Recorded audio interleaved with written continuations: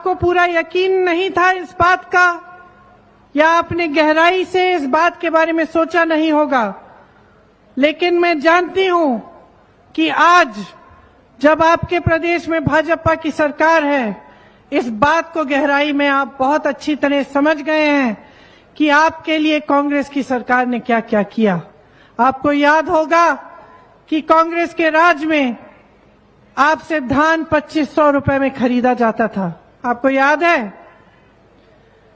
किसानों का कर्जा माफ हुआ, भूमिहीनों को सालाना 7000 रुपए मिलते थे, गोबर की खरीद होती थी, बिजली का बिल आधा किया गया था, हर परिवार को 35 किलो राशन मिलता था, चावल मिलती थी, आदिवासियों को आपको जमीन वापस मिली, कई ऐसे परिवार हैं जिनको पट्टा मिला, तेंदुपत्ता का सर्वाधिक दाम हुआ होता था,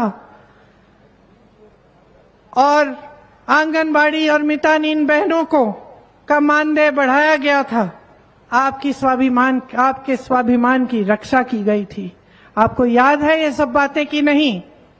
और आज जब भाजपा की सरकार है और आपको 5 किलो चावल मिल रहा है, बेरोजगारी बढ़ती चली जा रही है और आपका बेरोजगारी भत्ता बंद किया गया है, गोबर की खरीद बंद हो गई है, जितना काम बघेल जी ने गौठानों के लिए किया था और जितना रोजगार आपको गौठानों से मिलता था वो सब बंद हो रहा है, वर्मी कंपोस्ट बंद हो रहा है, भूमिहीनों को पैसा मिलना बंद हो रहा है। तो आज आपको पूरी तरह से यह एहसास होगा कि जब कांग्रेस की सरकार थी तो आपकी क्या परिस्थिति थी और जब भाजपा की सरकार है तो आपकी क्या परिस्थिति है। तो फर्क आपको साफ साफ दिख रहा है। आज चुनाव का मौका है, मैं आपके सामने चुनाव की बातें करने आई हूं, लेकिन उससे मैं कुछ गहरी बात करना चाहती हूं। खास तौर से मेरी बहनें यहां बैठी हैं। बहनें, परिवार का सारा बोझ कौन उठाता है? जोर से बोलो। बोलो, हम उठाते हैं। आप उठाती है ना? समाज का बोझ कौन उठाता है? बच्चों की परवरिश कौन करता है? जब महंगाई होती है, जब मुश्किल होती है, तो खाना कम कौन खाता है? सबको घर में सुलाने के बाद कौन सोता है? आप ही ना। सबसे ज्यादा कठिनाइयों का सामना कौन करता है? आप करती हैं। जब महंगाई होती है, जब सिलेंडर के दाम केंद्र सरकार बढ़ाती चली जाती है, किसको सबसे ज्यादा संकट होता है? जब त्योहार आते हैं, जब इस समय की तरह जब शादियों का समय होता है, नए कपड़े खरीदने होते हैं, बच्चों के लिए, अपने लिए तोहफे खरीदने पड़ते हैं, शादी के लिए सारा सामान खरीदना पड़ता है, तो सबसे ज्यादा मुश्किल किसके लिए होती है? महतारी के लिए, बहनों के लिए, बहनी के लिए, महतारी के लिए सबसे ज्यादा मुश्किल होती है। महंगाई इनके राज में कितनी बढ़ गई, सब दाम, जितने भी दाम है उनमें आग लग गई। पेट्रोल गया 100 पार, डीजल 90 पार, सोना 73,000, चांदी 90,000, दोपहिया 1 लाख का, गैस सिलेंडर 1200 का। सबसे ज्यादा संकट किसको हुआ मेरी बहनों? आप ही को हुआ ना। और आपने देखा, जब कांग्रेस की सरकार थी तो आपकी मदद के लिए कितना काम किया गया। आपके मानदेय बढ़ाए गए, आंगनबाड़ी बहनों के, मितानिन बहनों के मानदेय बढ़ाए गए कि नहीं? मुझे याद है उस समय जब मैं छत्तीसगढ़ आई तो गौठान में जो महिलाएं काम कर रही थी, उनमें से कुछ महिलाओं ने मुझे कहा कि उनकी 60,000 से 1 लाख तक आमदनी हो गई थी। आज वही गौठान बंद हो रहे हैं। बहनें, आप समाज का बोझ उठाती हो, तो जब भविष्य तय करने का समय आता है तब आपको बहुत विवेक के साथ, बहुत गहराई के साथ समझना पड़ेगा कि आप अपना वोट किसको डाल रहे हैं और क्यों डाल रहे हैं। देखिए, भारत ऐसे नहीं विकसित होगा कि आपको 5 किलो राशन का बोरा पकड़ा लिया और उसी से आप खुश रहे। आपने मेहनत से, मेरे भाइयों, आपने, मेरी बहनों, आपने मेहनत से अपने बच्चों को बड़ा किया, मेहनत से उन्हें पढ़ाया। आज गरीब से गरीब परिवार सबसे पहले ये चाहता है कि बच्चा पूरी तरह से पढ़ाई करे। चाहते हो कि नहीं? चाहे आप खेती किसानी करते हो, चाहे आप मजदूरी करते हो, सब चाहते हैं कि बच्चा अच्छे पाठशाला में पढ़े, बच्ची की अच्छी शिक्षा हो, ताकि बड़े होकर रोजगार मिले, बड़े होकर आपकी देखभाल हो। सब यही प्रयास करते हैं। जब कांग्रेस की सरकार थी तो तमाम पाठशालाएं खोली गई, इंग्लिश मीडियम स्कूल खोले गए, जिसमें आपकी पढ़ाई आसानी से हो सकती थी। आज बघेल जी ने कहा उन्हीं पाठशालाओं में आपसे बड़ी बड़ी फीस ली जाती है। आप सबने मेहनत की, अपने बच्चों को पढ़ाया लिखाया, इसलिए कि एक सरकार आए, उसको 5 किलो राशन पकड़ा दे और बोले घर पे बैठो। ऐसे बनेगा भविष्य आपके बच्चों का? कोई मना नहीं करता, राशन मिलना चाहिए। हमने तो और भी दिया। ये लोग 5 किलो दे रहे हैं चावल, हमने 35 किलो दिया, लेकिन हमने कभी ये नहीं कहा कि यही तुम्हारे लिए काफी है। हमने कभी इस मंच पे खड़े होकर ये नहीं कहा कि बस तुम्हें यही मिलेगा। हम तुम्हारे रोजगार की बात नहीं करेंगे, हम बढ़ती हुई महंगाई की बात नहीं करेंगे। हमने तुम्हें राशन दे दिया, इसी से खुश रहो, कभी नहीं कहा किसी कांग्रेस के नेता ने। लेकिन भाजपा का एक एक नेता, भाजपा के प्रधानमंत्री भी ऐसा कहते हैं। रोजगार की बात नहीं करते, रोजगार बनाने की बात नहीं करते, महंगाई घटाने की बात नहीं करते। 1200 रुपए का गैस सिलेंडर आपसे खरीदवाया 5 सालों के लिए, 1200 रुपए का सिलेंडर आपसे खरीदवाया, और चुनाव आ रहा था, 2 महीने पहले उसको 400 बना दिया। बहनें सोचो, बहनें सोचो। कह रही हैं कि अभी भी नहीं मिल रहा है 400 का, लेकिन सोचो क्या नियत हो सकती है कि पहले तो आपसे 1200 रुपए में खरीदवाया, जैसे ही चुनाव आया ये कह दिया कि ये 400 का हो जाएगा। क्यों? चुनाव के पहले आपको सिलेंडर की जरूरत नहीं थी? चुनाव के पहले आपका कोई संघर्ष नहीं था क्या? चुनाव के पहले महंगाई नहीं थी? तो चुनाव के पहले क्यों नहीं सोची ये बातें? देखिए, सबसे बड़ी बात तो ये है कि आज इस देश में नाटक और नौटंकी की राजनीति चल रही है, नैतिकता की राजनीति नहीं है। आपके सामने मंच पे खड़े होकर बड़े से बड़े नेता आते हैं, मुख्यमंत्री आते हैं बड़े बड़े प्रदेशों के, प्रधानमंत्री आते हैं हमारे देश के, और उनको अपने दिल में यह एहसास नहीं होता कि यहां खड़े होकर जनता का आदर सम्मान लेकर, जनता की श्रद्धा लेकर उन्हें जनता से सच कहना चाहिए। उनको ये एहसास नहीं होता। उनको लगता है कि जनता के सामने कुछ भी कह दें, कितने भी झूठे वादे कर लें, जनता पूछेगी नहीं। अपनी सत्ता दिखाते हैं, अपनी शोहरत दिखाते हैं, अपनी शान दिखाते हैं, लेकिन आपके प्रति श्रद्धा नहीं दिखाते, आपके प्रति आदर नहीं दिखाते। और ये इस देश की परंपरा नहीं है, ये इस देश की राजनीति नहीं रही। मेरे भाइयों, मेरी बहनों, इस देश की पुरानी परंपरा है, हिंदू धर्म की परंपरा है, आदिवासी धर्म की परंपरा है, इस देश की राजनीतिक परंपरा है। महात्मा गांधी जी की परंपरा थी कि इस देश में नेता का धर्म सेवा होता है, इस देश में जनता सर्वोपरि होती है।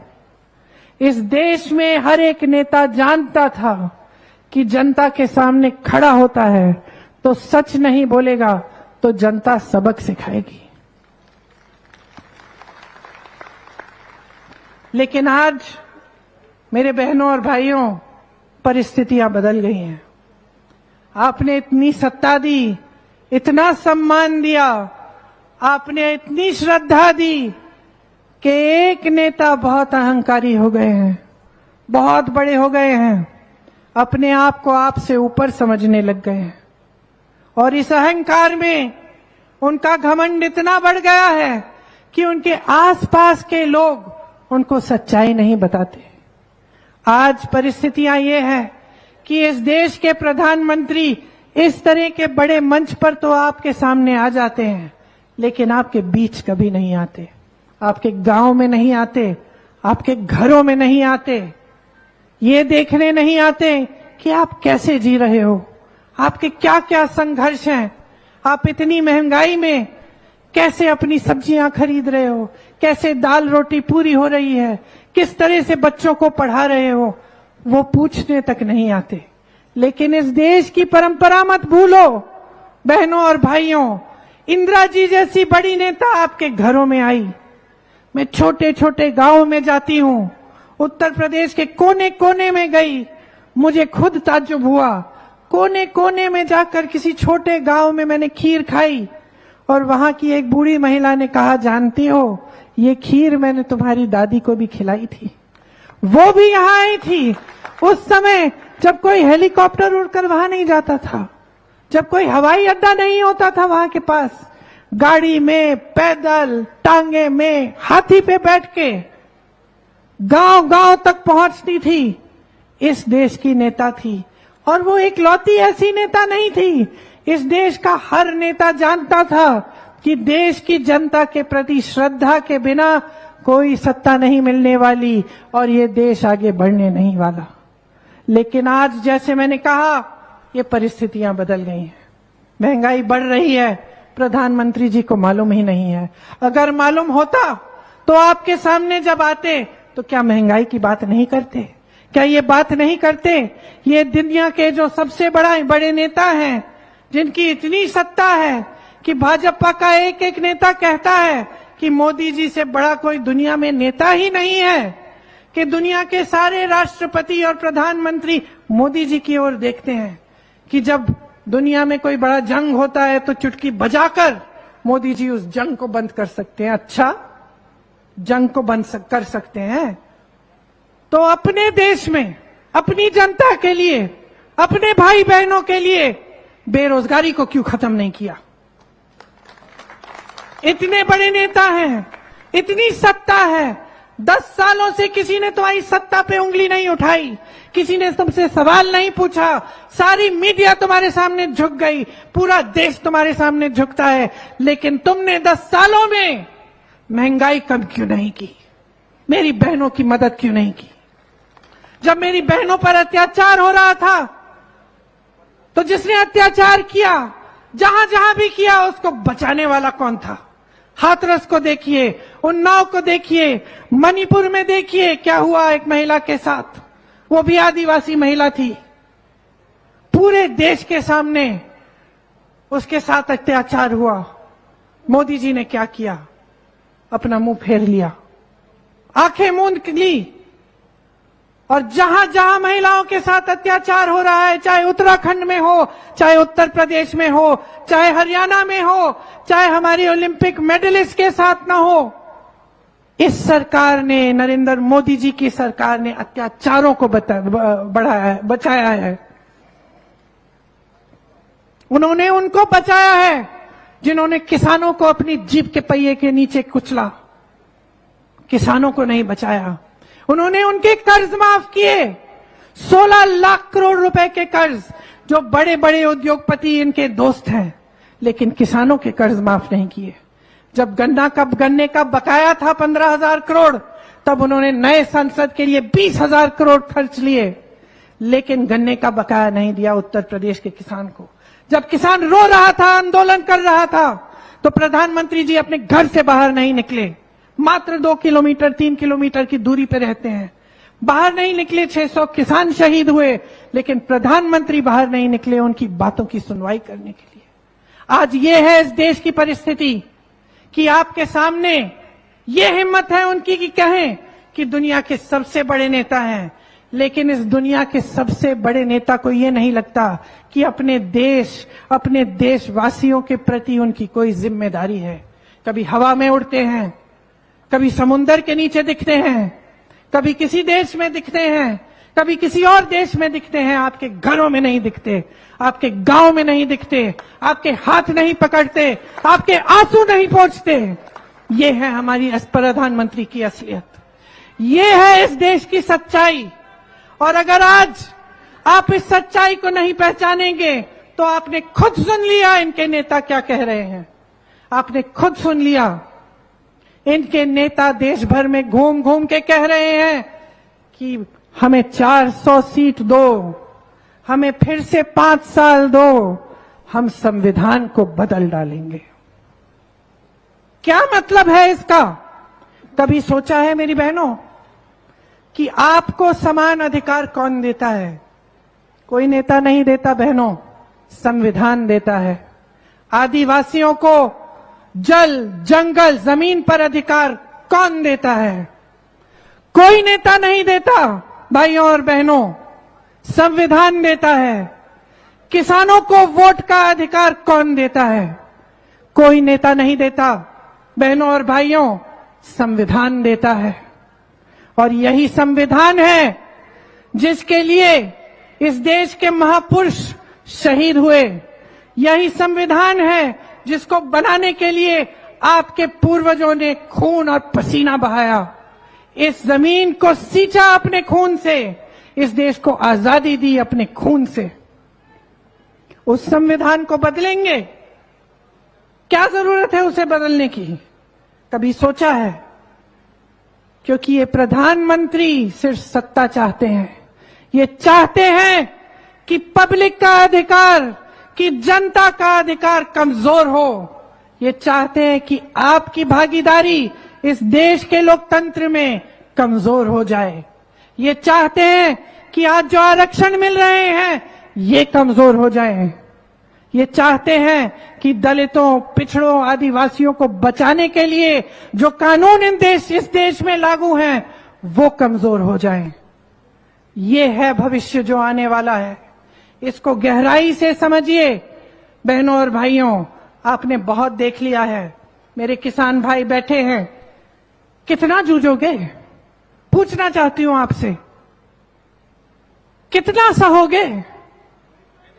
जितना सामान आप खेती के लिए इस्तेमाल करते हो उस पे जीएसटी डाल डाल के उसको महंगा कर डाला। खेती से रोजगार मिलता था, खेती से आमदनी भी बनती थी, खेती से किसान मजबूत बनता था। आज क्या हालात हैं? आज हालात ये हैं कि देश भर में खेती से कमाई होनी बंद हो गई है। कौन कमा रहा है उपज से? अडानी कमा रहे हैं उपज से, बड़े बड़े उद्योगपति कमा रहे हैं। मैं हिमाचल में, मेरा घर है, हिमाचल के किसानों से पूछो, सेब की उपज होती थी, दाम किसान तय करता था, आज दाम अडानी तय कर रहे हैं। आज प्रधानमंत्री जी ने अपने बड़े बड़े उद्योगपति मित्रों को इस देश की सारी संपत्ति सौंप दी है। कोयला, सीमेंट, सड़कें, हवाई अड्डे, बंदरगाह, बड़े बड़े पीएसयू के सब्सिडरी सारे अपने बड़े बड़े उद्योगपति मित्रों को सौंप दिए। कोई ये नहीं कहता कि देश में उद्योग नहीं होना चाहिए, होना चाहिए। इस देश को उद्योग ने आगे बढ़ाया है, लेकिन किसी ने ऐसा कभी नहीं कहा कि सिर्फ 2 या 3 बड़े उद्योगपति सारा कुछ खा जाए, उनके इतने लोन माफ हो जाए कि किसान मर रहा है, आत्महत्या कर रहा है 10,000 रुपए के लिए।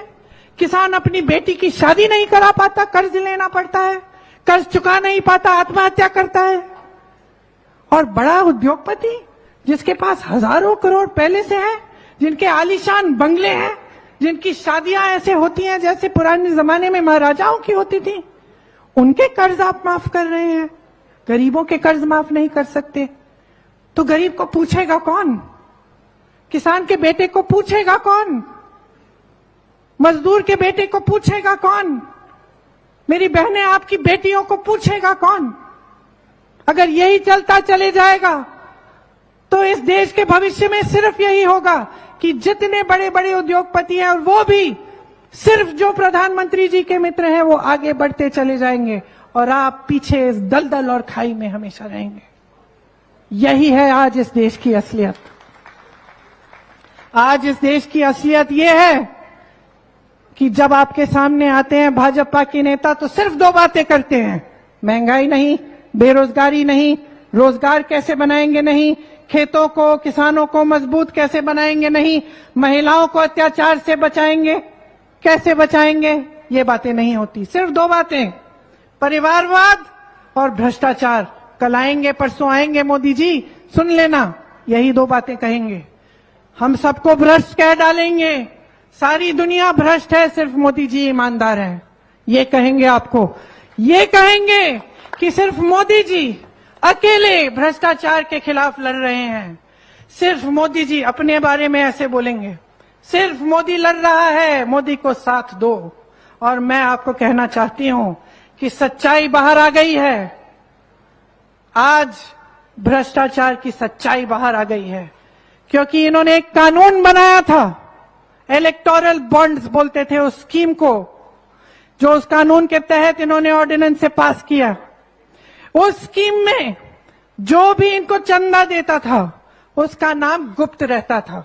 गुप्त मतलब जनता को नहीं पता था कि कौन किसको कितना चंदा दे रहा है, ठीक है। इन्होंने ये स्कीम बनाई, खूब चंदा लिया, ठीक है, राजनीतिक दलों को लेना ही पड़ता है चंदा, लेकिन देखिए कि इन्होंने किस किस से लिया। सुप्रीम कोर्ट ने जब देखा कि ये नाम गुप्त हैं, तो सुप्रीम कोर्ट ने कहा कि ये नाम गुप्त नहीं होने चाहिए, पारदर्शी करो, सूची निकालो, किसने चंदा दी, किस राजनीतिक दल को दी, भाजपा को किसने दिया, कांग्रेस को किसने दिया, कितना दिया, ये सब जनता को पता होना चाहिए। जब ये सूची बाहर निकली भाइयों और बहनों, तो ये जो ईमानदार प्रधानमंत्री हैं हमारे, इनकी सच्चाई देश के सामने आई। पता चला कि जिस जिस पे छापा मारा था उससे चंदा लिया, चंदा लेने के बाद केस खत्म। जिस जिसको भ्रष्ट कहा था, जिस जिस पे कार्रवाई की थी, उससे चंदा लिया, चंदा लेने के बाद कार्रवाई बंद। पता चला कि ऐसी कंपनियों से चंदा लिया जिनका मुनाफा कम था, चंदा ज्यादा दे रही हैं। पता चला कि ऐसी ऐसी कंपनियों से चंदा लिया जिनसे इनको शर्म आनी चाहिए। गुजरात में एक पुल बना, वो पुल गिरा, बनाने वाले से चंदा लिया। सोच लीजिए, इनको कहते हैं कि प्रधानमंत्री ईमानदार हैं, ये सबको भ्रष्ट कहते हैं। इन्होंने ये औजार निकाल लिया है सारे विपक्ष को भ्रष्ट कहने का। यहां आपने देखा दिन रात भूपेश बघेल जी ने आपके लिए काम किया, मैंने देखा अपने आंखों से। क्या झेला है इन्होंने आपके लिए, आपकी सेवा के लिए, ये शायद आप पूरी तरह से नहीं जानते। इन पे कितने केस डाले गए, इनके कितने लोग गिरफ्तार किए गए, इनको कितना सताया गया, इनके पूरे परिवार को सताया गया। जो बीमार था, जो बुजुर्ग था, जो नौजवान था, सबको सामने बुलाया, छापा मारा, पूछताछ की। हर रोज कोई नया इल्जाम, हर रोज कोई नया आरोप, ये कहकर कि भ्रष्ट है, भ्रष्ट है, भ्रष्ट है। और कह कौन रहा था, कह कौन रहा था? कह वो रहे थे जिस पार्टी के नेता इलेक्टोरल बॉन्ड्स की स्कीम लाए। कह वो रहे थे जो आज सबसे भ्रष्ट साबित हुए हैं। और इतने भ्रष्ट हैं भाइयों और बहनों कि आरोप लगाते हैं। कल मैं बता देती हूं, अगर बघेल जी ने कह दिया ना कि मैं बीजेपी में जा रहा हूं, तो कह देंगे कि ये सबसे ईमानदार इंसान है। क्योंकि जो उनके पास जाता है, किसी भी पार्टी का नेता हो, तो सिलसिला आप देख लीजिए, क्रोनोलॉजी कहते हैं ना ये लोग, क्रोनोलॉजी। मैं बता रही हूं क्या क्रोनोलॉजी होती है। वो देखते हैं कि एक नेता अच्छा काम कर रहा है, किसी दूसरी दल पार्टी में है, विपक्ष में है, देखते हैं कि ये सक्षम नेता है, उस पे आरोप डालते हैं, आरोप डालते हैं, कहते हैं भ्रष्ट है, केस डालते हैं, छापे मारते हैं, तंग करते हैं पूरे परिवार को, उनको। दबाव डालते हैं कि तुम बीजेपी में शामिल हो जाओ, भाजपा में। वो बेचारा दबाव में आ जाता है, शामिल हो जाता है। जैसे ही शामिल हो जाता है, सारे केस खत्म, धुल जाता है, पाक हो जाता है। और वही परिवारवाद की बातें कहते हैं कि हम सिर्फ अपने परिवारों को देखते हैं। अच्छा, तो जितने भी बेटे बेटियां, चाची चाचियां जो भी हैं राजनीतिक परिवारों के, जो भी इनकी पार्टी में शामिल होना चाहता है, वो खुद खोल ऐसे खोल हाथ खोल के उनका इंतजार करते हैं, बुलाते हैं उनको, आइए।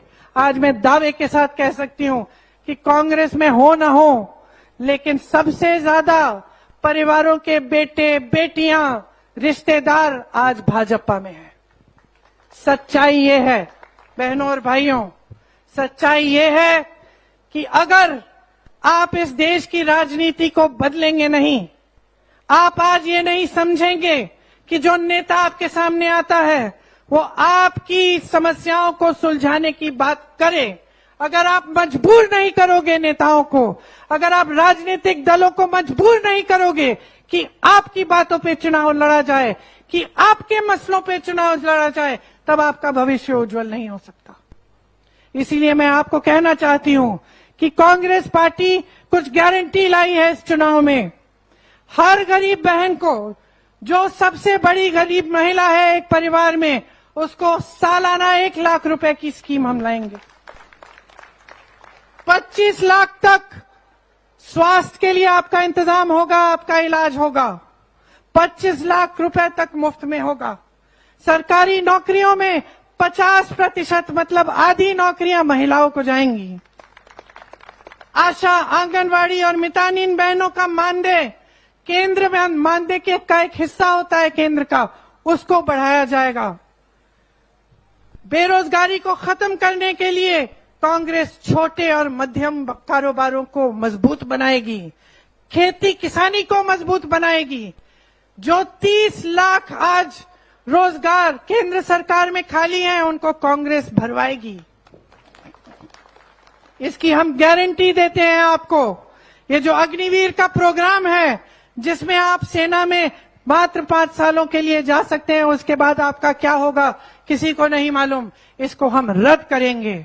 5,000 करोड़ रुपए का फंड बनाएंगे, जिससे नौजवान जब अपना छोटा छोटा कारोबार शुरू करना चाहता है, उसकी मदद हो। स्नातक पास बच्चों को 1 लाख रुपए सालाना मिलेगा जब तक उनको नौकरी नहीं मिलेगी। और एक अप्रेंटिसशिप का प्रोग्राम बनाएंगे, जिससे जब आप पास होते हो उसके बाद आपको 1 साल के लिए एक नौकरी मिलेगी, जहां से आपको आमदनी मिल पाए, जब तक आपको कोई और नौकरी ना मिल पाए। शिक्षा का लोन माफ होगा और शहरों में न्यूनतम रोजगार की गारंटी आपको मिलेगी। मेरे किसान भाइयों के लिए एमएसपी एक कानून बनेगा। और जो आपकी यहाँ की उपज है, आप जानते हैं कि जब हमारी प्रदेश सरकार थी तो उसके लिए भी हमने एमएसपी लाने का प्रयास किया, और हम कहते थे अगर फिर से सरकार आएगी तो आपके वन उपजों पर भी एमएसपी हम लागू करेंगे। तो एमएसपी को कानून बनाएंगे, और जब आपके फसल का नुकसान होता है तो 30 दिनों के अंदर उसका भुगतान आपको पूरा मिलेगा।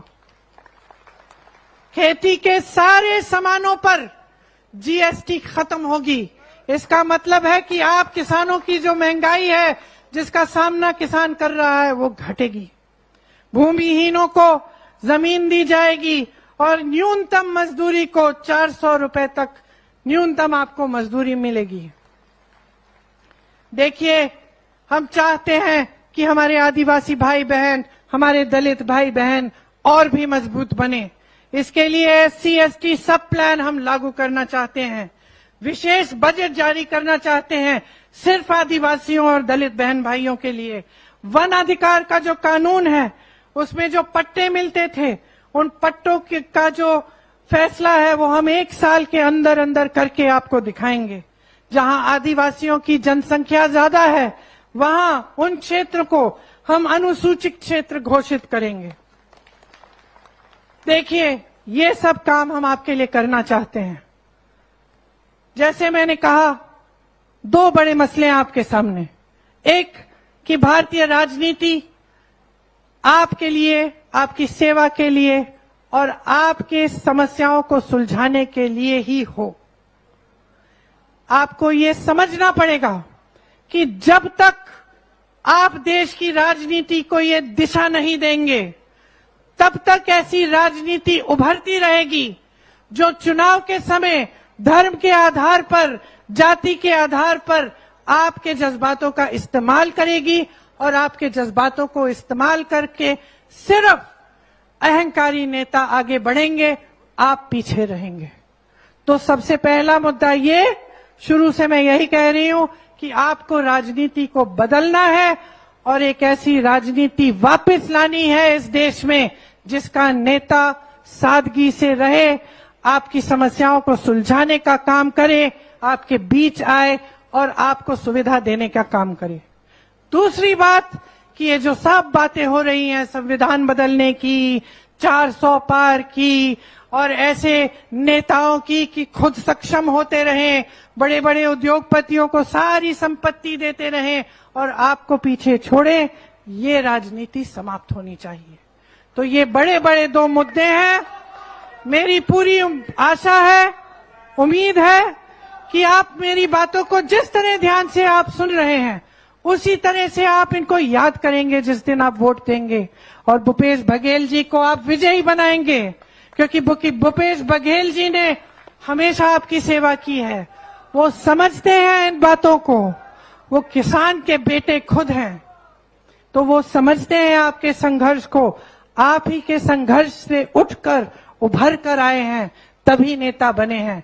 इनके दिल में आपके लिए पूरी श्रद्धा है और उस श्रद्धा के तहत वे हमेशा आजीवन आपकी सेवा करेंगे। आपको बहुत बहुत धन्यवाद। बहुत ध्यान से आपने मेरी लंबी बातों को सुना। जय हिंद।